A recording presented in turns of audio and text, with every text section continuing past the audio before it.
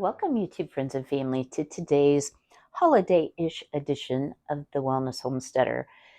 So today, it is so cold outside, y'all. We are having low 20s, but very high winds, so our wind chills are in the teens. Here in Ohio, where I live, we are forecast this coming Thursday and Friday to have a possible winter storm with 6 to 10 inches. I know that's almost a week away, and they probably don't know. However, today is so chilly, I thought it would be a really good day to do some cooking and some baking. So I do want to share with you, y'all. I can't remember where I got this, but is this like the cutest little Christmas cat? Let me turn it down a little bit. Sure. Oh, yeah. Frankie approves. And he's trying to be really good for the Santa cat, in case you're wondering. So this morning, I thought I would bring you, first of all, some words of encouragement. And then secondly, we are going to make some holiday gingerbread, which is one of my son's favorite treats to have. And even though we're a week from today for Christmas, I'm filming this on Sunday, I am able to freeze these, which may sound crazy. But let me share with you for just a moment some of the things that I'm dealing with that might be helpful to you or encouraging to you. So I hope you'll stay tuned. So I had to go get a chair, y'all. I just have to tell you, I am really struggling with um, standing for long periods of time. So since I had to put my Christmas tree on a stool to keep Hanky Panky Frankie from knocking it over repeatedly, I would normally use my stool, but I can't use my stool, so I've got one of my what I call kitchen chairs. And I want to thank, if you're watching, I won't call out your name. I want to thank the person who said that I needed to put something underneath because the legs of the fiber optic tree base would mar up the vinyl. Well, indeed, and I hope it comes out. Indeed, it had. So it does not look very pretty, but that's okay. I had a wood piece that I put underneath it, and so hopefully that where it indented will come out. Anyway, so a lot of you, and welcome all. Oh, guys, we are growing. I am so excited to see new faces. Well, faces, new comments, new names. I want to welcome each of you. I hope you'll stick around. This is a little atypical for me. I am usually the Energizer Bunny. I'm just struggling right now. And I want to say to all of you a few things that might help because many of you are my age or approaching my age, or maybe a little older than me, or maybe you're in your 30s or 40s and you're just starting to experience the changes in your parents as they age. So, my mom is 87 years old. My mom has vascular dementia. She knows and has been told that she has it. I don't know how much she comprehends now, but she did at the time that the diagnosis was made. So, vascular dementia is very different from Alzheimer's, although there is some crossover. So, in vascular dementia, what happens is, for whatever reason, sorry, that is just my oven preheating. Miss Cindy, she likes to sing.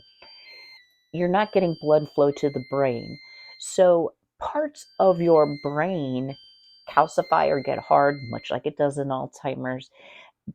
But in vascular dementia, it can be caused by a number of things. One of the key pieces that required my mom to be in assisted living, and I'll talk about that, was her lack of safety awareness. And it was, I mean, the 11 years since my dad passed to putting her in the facility in February has been a rocket ride for me.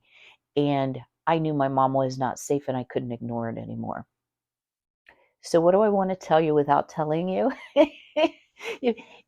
Let me straighten up here. I guess I'm crooked. If you know, you know. Some of you I've grown very close to, and we email, and I'm not going to cry. I share things that I'm not going to share on my channel just because it's kind of like airing your dirty laundry. But at times, you will find in your journey, even with siblings, that you become responsible for everything. There's no nice way to say it. And I have really struggled not having a close family member to bounce um, my ideas, my plan for my mom's care off of. That said, I want to tell y'all something. I want to remind y'all of something. As hard as it gets, the Bible says in Exodus 20, it is, I think, the fifth commandment: honor your father and mother so your days will be long. Now, I don't want to live to 100 because my body's kind of worn out, but at any rate, God commands us to do that. So that means honoring your parent when they have behaviors of dementia, when they're angry about losses in their life and they start saying things like, I hate this place, I hate you, over and over and over. When they become aggressive physically and slap, hit, kick, whatever, we are still to honor our parents. And I take that very seriously. And so, as much as I've struggled, I want to say to you all, if you are an only child, if you're navigating things alone, remember what God's word says. And I'm not trying to preach a sermon, but it kind of sounds like it. Hallelujah. And if I've never said this on my channel, my dad's dad, my grandpa, was a Baptist minister back in the old days, where they had revival meetings, and oh, my grandpa could preach hellfire and brimstone. And I'm not trying to do that to you. What I'm trying to do is say, even when you don't have help with decisions, the Lord is there. He hears your prayers. And when you're trying to honor your parent, you will always do the right thing. So that said, hey, I got through it without crying, maybe a little bit. As I've shared on a previous video, my mom needs to move into memory care. So in assisted living, which is on one side, each caregiver has 15 to 20 residents that they're caring for on a daily basis. So my mom cannot bathe herself. She cannot do grooming. She cannot pick out clothes. She cannot dress herself. And she needs help with toileting. She can feed herself, but she can still, after 10 months, cannot find her way to her room, has to be taken to all activities and meals, etc., etc. So in other words, my mom is really taking up a lot of the staff time, which isn't good. Also, a lot of the people that live there are much higher functioning. So activities and such that are directed to people who don't have that level of memory impairment are above what mom could do. So what mom does is she wanders constantly, constantly, constantly. Where do I go? What do I do?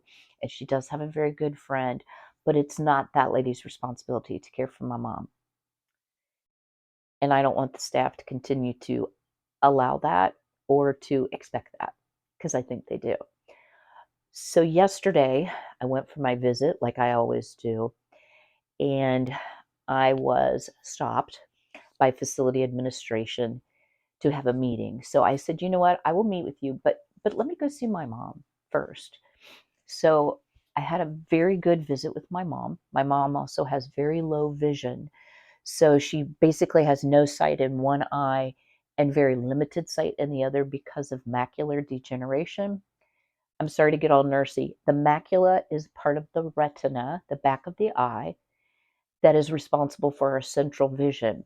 So if you took your thumb and put it in front of my face, you could see my hair, you could see the mess in my kitchen, but you couldn't see me. So I think a lot of my mom's problems and confusion is because her picture with her vision is very poor. So I visited with mom. I went and met with the facility staff. We have a new room for my mom. It is in memory care. Memory care is very different. It is very much like a long-term care facility or a nursing home. I don't like that word. So it is a locked unit. They eat in a separate dining room. They have separate activities, and the caregiver to patient ratio, resident ratio is 1 to 8. So they don't have all those people to take care of. It's also very structured. So I begged, and y'all, I'm not proud of it, but I begged them. They wanted to move her now, Monday. I pleaded with them, please don't do it the week of Christmas because y'all, I'm so far behind. I had so many videos I wanted to do for you. It ain't gonna happen. Just saying. If I said I was going to do a video on it, it's probably not going to happen. It's just been a lot with not feeling well. So I did get them to agree to do it the week after Christmas, but they are going to start taking my mom in for different activities so that she can get used to that environment. Her room is the exact same configuration. The facility staff is going to move her. Thank you, Lord, because I don't think I could move furniture with my pelvis right now. And they've taken pictures of a room because I have a lot of family pictures up on the wall for my mom. I've never shown you my mom's room. I don't want to invade her privacy in that respect. Okay, enough about that. So I want to say, if you're feeling discouraged, if you're overwhelmed, and I know some of you who I talk to are dealing with something very similar to what I'm dealing with, remember, first of all, that the Lord knows you. He knows and numbers every hair of your head, and He cares.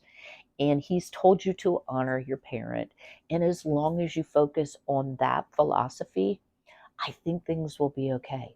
So whether I have, how do I say this nicely?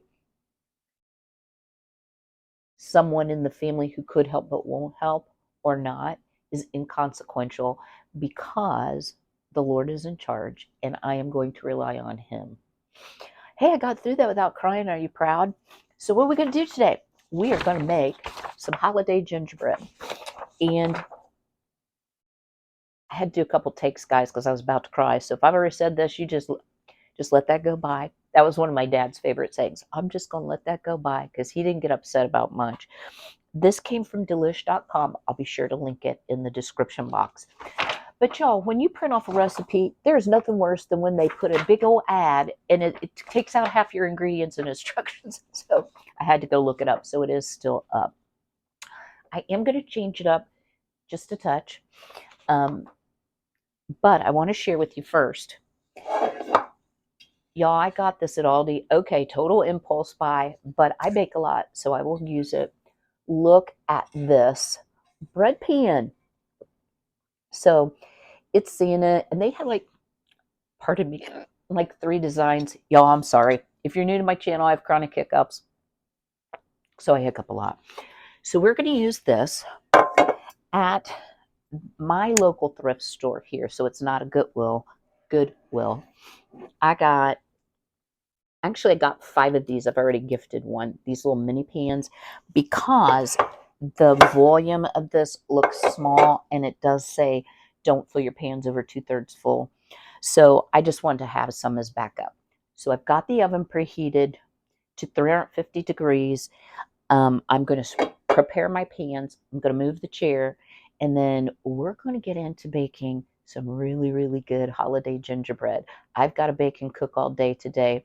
Oh, and have I wrapped a present? Well, I don't wrap. I gift bag. No, why no, I haven't. So if y'all are discouraged, we still have a week. We got this. So I hope that encouraged you. I never mean to preach to you, but one of the reasons I do have a YouTube channel is to share my knowledge. Not that I'm the smartest person in the world. It's super fun for me. I've met a ton of people that I truly love, each and every one of you. I pray for you. I know when you share your needs, I keep you in my thoughts and prayers on the daily. So anyway, enough talk, Kym. 12 minutes and 58 seconds I've talked and I'm still not out the chair. So I'm going to get my pan sprayed, and then we're going to get to making this holiday gingerbread that I think you will really enjoy. Stay tuned. All right, y'all, I'm upright. So here we go. We're going to start out with mixing our dry ingredients. And I never mean to criticize another person, but I have watched videos where people are like, oh, I'm just going to put it all in the mixer and whirl it together. It really does make a difference if you cream your butter, sugar, and eggs first and then add your dry ingredients. Plus, it gives you the opportunity to really incorporate your spices together. So I just want to encourage you to do that. All right, we're going to start out with some AP or all-purpose flour, and we need 2 2/3 cups. A lot of times when I make bread, like plain bread, not like a sweet bread, instead of scooping this like I'm doing, I will spoon it in because you really do get more accurate measurements. For this application, it's really fine to scoop in. Okay, and the reason I'm measuring so many different times, while I love these, and guys, I can try to link these. I need to start my list of links. Um, I love them. It really does keep things fresh.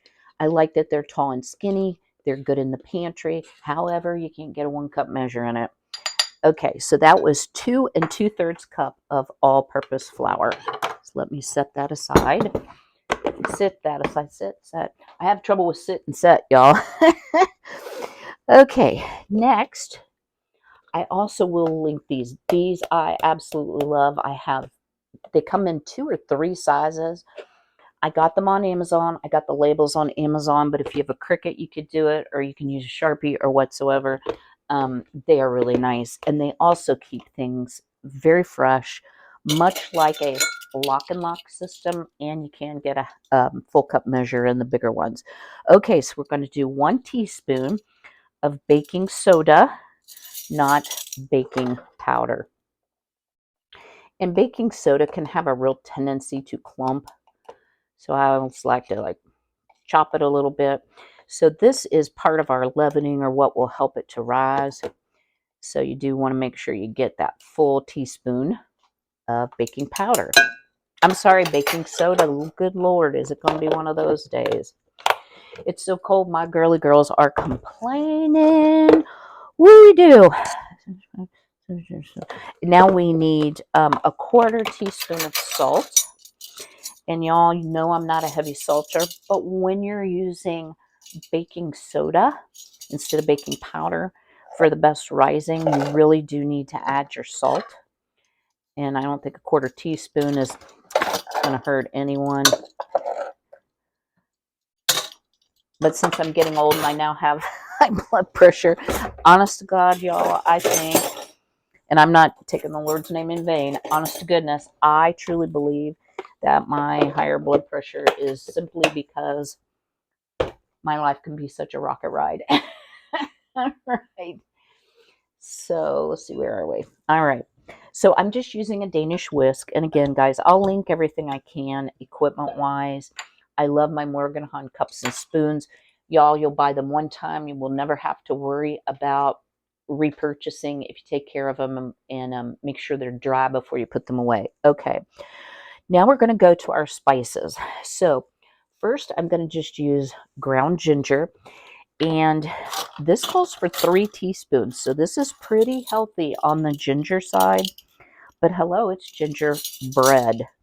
And this does have a glaze that goes on the top, which is optional. I am going to put the glaze on it because it's Christmas and why not? Okay, that's a little generous, Kim. The reason I don't want to over gingerize it because some for the countertop. Here's the thing. I'm going to put some candied ginger in it because even though it makes a very, I'll say, hot and spicy. Wow, I need to put this on my Azure list. It can make kind of a hot and spicy addition. That's what my son loves. And this is really for my son. All right, we're going to add 1 tablespoon of cinnamon.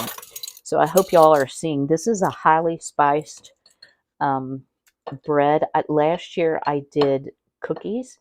I can't remember if I did a video on it, but I used this combination. For a minute I thought, oh no, what if that's like cumin or something? No, it's cinnamon. And we're going to add a teaspoon of allspice. I didn't used to like allspice, but it's kind of growing on me here. And spices are just so expensive right now, y'all. If you have a Walmart near you, they have the organic, great value spices that I like well. They seem to be fresh enough. I think that's one big problem that you get with spices is sometimes they're not fresh, so it impacts the flavor, and it's not as good as it should be. Excuse my reach, y'all. All right. So we've got our dry ingredients, which is 2 2/3 cup all-purpose flour, a teaspoon of baking soda, 3 teaspoons of ginger, which is a tablespoon, by the way, y'all. A tablespoon of cinnamon, a teaspoon of allspice, a quarter teaspoon of salt. Okay. Now, this does say you need to use an electric mixer. I'm sure that if you have a hand mixer, it would be fine. I just thought this would be a good opportunity to use my KitchenAid. So I put the batter beater on it. And, okay, y'all, I never said this was a healthy treat. It is a delicious treat, though. So we need a stick and a half of room temperature butter. So I'm going to use some off of my butter dish. And a couple of you have asked where I got this butter dish. So this, my mom has had for years and years and years and years. It is the hobnail. I'm just kind of chopping that up, guys. The hobnail milk glass. I have the matching salt and pepper. And we're going to beat our butters and sugars until they are light and fluffy. So I'm just kind of hunking up the butter because I think it makes the process go a little faster.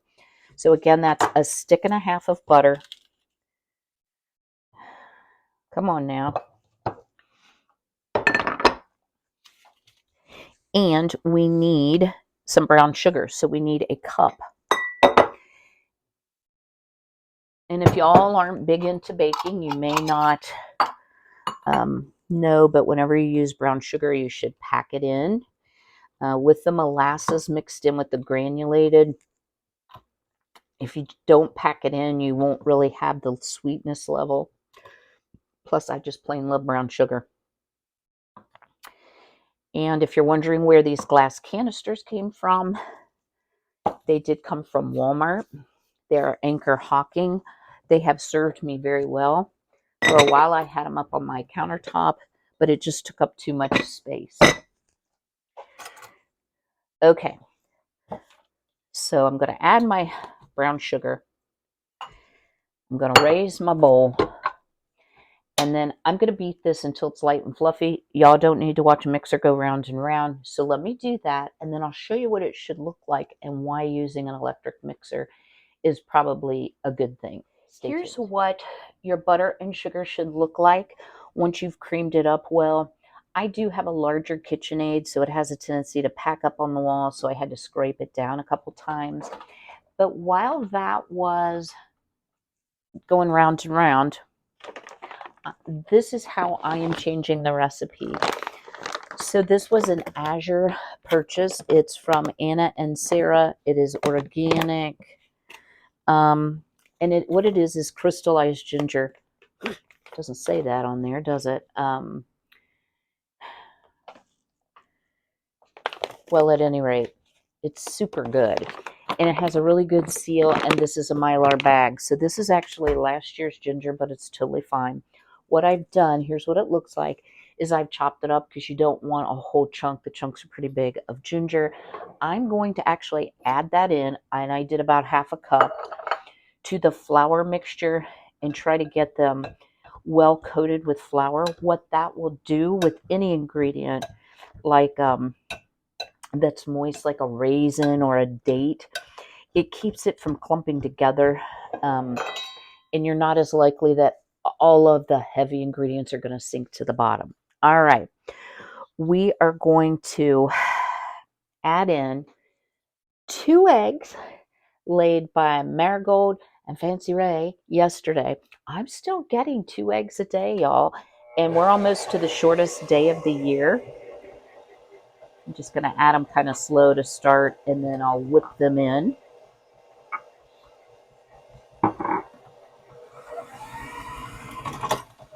You know what, y'all? This needs to be scraped. Yeah. So what am I going to do with my girly girls when we're going to be below zero Friday, Saturday, Sunday? Well, they're going to go in my insulated garage. I have a horse stall mat that I can just pull out and hose off. And I did order from Amazon like a pin. It hasn't arrived, so I'm hoping to keep them off the car and from pooping everywhere. Just saying. I had some storage tubs, but I thought they can totally hop over them. They're not tall enough, so this is like a 3-foot high pin, and they won't be in there that long.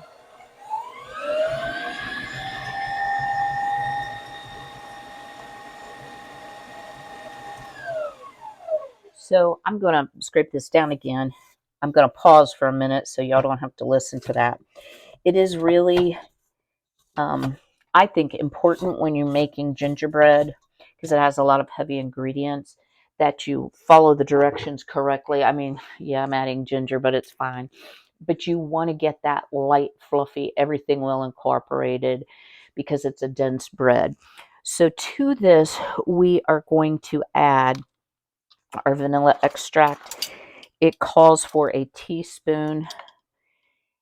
And I know I haven't done an Azure haul for a while, y'all, because I tend to buy the same things over and over, and it's kind of boring.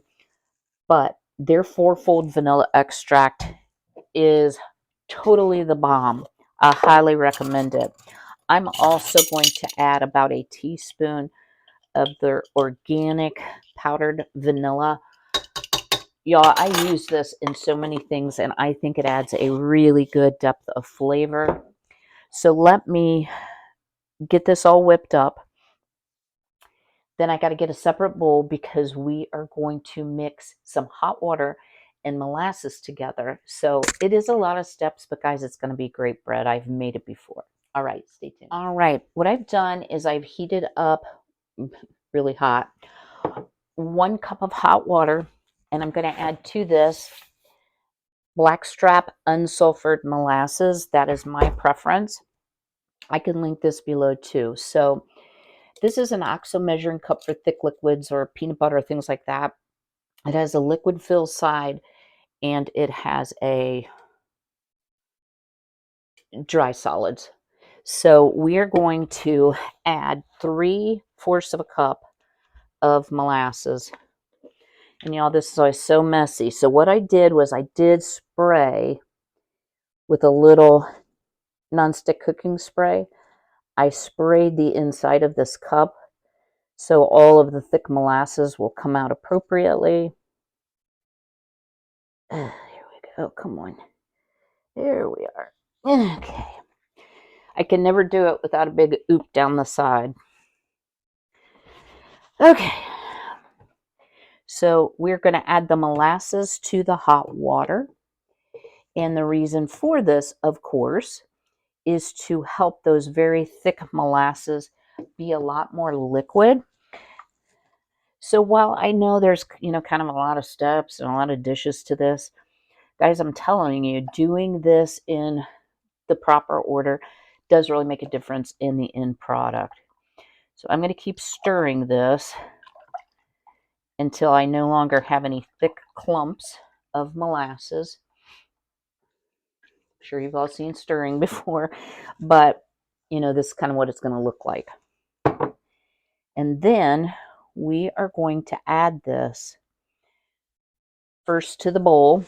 So what the directions actually say is, in a small bowl, whisk molasses and hot water until combined. Stir into egg mixture. Gradually stir flour into egg mixture, forming the dough. So here we go. I'm going to turn my mixer on low so it doesn't splash everywhere. And y'all, it's starting to smell fabulous. I can't smell the spices right now. Y'all, I apologize. I had gotten a phone call and turned off my microphone, so I'm going to have to voice over this part. What I can tell you is this batter was so silky smooth. It smells absolutely amazing. I am so excited to share with you the final product. One of the problems I did have is having the smaller loaf pan and the caution not to fill over 2/3 full because this bread does really rise. I was kind of unsure how much batter to put in. So what I ended up doing is filling the loaf pan, and then I used one of the little mini pans as well so that I didn't overload. And I will show you at the next part of this video just how well it turned out. What you need to do is you need to bake this at 350 for 55 to 60 minutes or until a toothpick comes out clean. I always whack my pans on the counter. It does remove air bubbles, particularly because this is a textured pan. And it didn't exactly sit good on the oven rack, so you could also put this on a cookie sheet. I managed to get it level so that the bread would come out.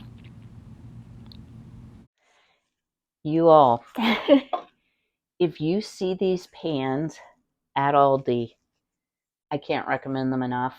They are so cute. I did spray this with non-stick, I think avocado oil, so it wouldn't add to the taste of the bread. It came out like a dream. The one I did, the little one, did not, but it came out. So I want to show you before we make the glaze how, can I do this? How detailed this comes out. So this is the bottom of the bread, so it's not going to sit perfectly flat. And then I have my little loaf. Mine was very well done at 50 minutes. However, my range is very efficient and it has a bit of a convection feature to it, like a fan. It's not overdone, it's well done. But if I would have left it longer, it would have been overbaked. Pardon me. So you have a few options. You could just sprinkle these with powdered sugar, but because it's such a heavily spiced loaf, I want to do the recommended glaze. So what I have here in this cup is about a cup of powdered sugar and about a teaspoon of cinnamon. The actual recipe called for a half teaspoon of cinnamon. I put a little bit of my vanilla powder in because I do that for everything. And I'm going to put about half a teaspoon of vanilla. It's going to be so good. You know, powdered sugar glazes can have that almost bitter bite from the sugar, like a raw sugar taste that you don't want. So you do want to be careful. The recipe calls for milk. I don't have milk, but I have whipping cream that needs to be used up. And it's about 2 tablespoons. So what you're looking for is a pourable glaze. So not a thick icing like this. So that's still way too thick. I wish this was whiter because I think it would give more definition to the Santa Claus detail. But I am amazed. Like even the little stars came out. It's super cute. Whip it into shape. Shape it up. Get straight. Y'all don't want me to sing. Let me just share that. I mean, I can carry a tune. I don't mean that. I'm not a singer. My daddy had a beautiful, beautiful voice, very talented guitar and banjo player. Had an opportunity before he went in the military to actually go to Nashville because he would have been like a country music singer. But my daddy felt like that lifestyle wasn't conducive to how he wanted to live. Just, I don't know, different values, fast living. So my parents, who lived in Appalachia, Eastern Kentucky, they moved to Ohio, and then my daddy spent his career at Delco Marine making American-made cars. A little known fact, he was a big part of airbag testing and design. So my dad was one smart man, very hardworking, good Christian fella, and I miss him dearly. All right, so this is a pourable glaze, if you can see here. Let me just give it a quick taste. That is a 2 thumbs up. So I have put a cookie sheet under the cooling rack, and what I'm going to do is just drizzle the glaze like this. And I may have more glaze than I have bread. I'm not real sure yet. But that way you don't have a sticky ooey gooey mess to clean up off your countertop. And I'm hoping that this really highlights the dimension in the bread. So this year I had all this stuff planned as far as like I'm going to do all these extra recipes and cookies, and yep, this is going to cover up Santa Claus, but that's okay. And you know, the bottom line of it all is I'm not going to get it done. But while this baked, I was able to come up with another batch, or made another batch of the toffee saltine recipe that people commonly call Christmas crack. I don't like that name. Daggone it, that really covered up the snowman, or the Santa Claus, but that's okay. It's still very, very pretty. And I don't want that much glaze. I'll put a little bit more on, but I don't want it to cover up the actual gingerbread taste. So what I'm going to do is let this set, because this icing will get, you know, firmer. I'll double wrap it in either a plastic wrap or I love Glad Press and Seal. I do have an impulse sealer, so I will probably take a vacuum sealing bag, store it in there, and just impulse seal it, because I don't want to vacuum seal it and destroy the shape of the bread. Yeah, I made a pretty good mess, didn't I? Excuse my reach. So now comes the fun part, which is the taste test. So let's cut into this little loaf and see what we think. I'm using my fine china. I know y'all, oh, you know what? Probably, well, I can take a thumbnail differently. That's okay. Let's get, wonder what kind of knife. Maybe a bread knife. I don't want to tear it up because it's still a little bit warm. For goodness sake. You all. And I also wanted to say something. Well, okay, I'll just, yeah, this will work. Sometimes I will say I don't have a, or I need to get ABC. Y'all, that's never me asking you to send me anything. I just want to clear that up, because I do say it, and I don't need for you to do that, and that I'm not, what do they call it? I'm not a grifter. I appreciate the gifts I've been given, don't get me wrong, but not a requirement. Watch my channel, give me a thumbs up, leave me a comment, and share. That's a great gift. Alrighty, here we go. Ooh. It's a little crusty on the outside. Ooh, nice. So let me just show you. Here's the crumb. This is a piece of the ginger, but it cuts very nice. Now, the littler one, I probably should have taken out before I did, but I got a little sidetracked because I was making stuff. So I will give you my honest opinion. So here we go. Wow.